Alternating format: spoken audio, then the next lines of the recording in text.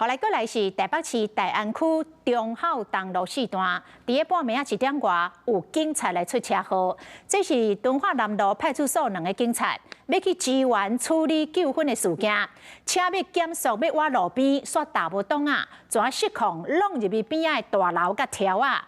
警察是无受伤，但是有2个要行入去大楼的民众，双脚互玻璃刮着伤。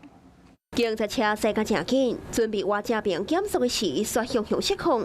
规台车直直对头前的大楼撞落，后一秒去弄到大楼的条啊，甲玻璃大门，才总算停落个，民众拢惊一下。他自撞哎！警方接到通报，赶到现场，发现竟然是家己人。赛车环境还落车查看。 代志都发生伫今日早起1点49分，台北市大安区忠孝东路4段这栋大楼，玻璃破甲脆鼓鼓，大门也互弄甲密密麻麻，汽车引擎盖损害甲正严重，因为弄甲正车力，警车内安全气囊也拢崩溃。为什么那台车会这样？ 2个民众卡定伫西部，甲警察单位的时，搁有1点仔新魂无条体。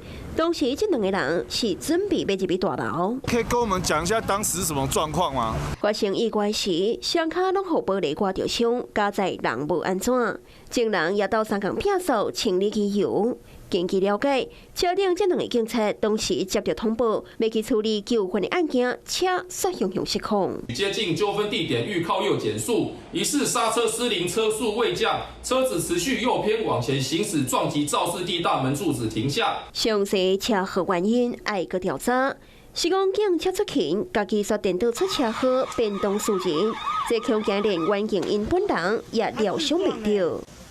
Hello， 我是蒋欣梅。想要抢先掌握最及时的新闻资讯吗？赶快订阅、按赞、开启小铃铛，锁定华视新闻 YouTube 频道。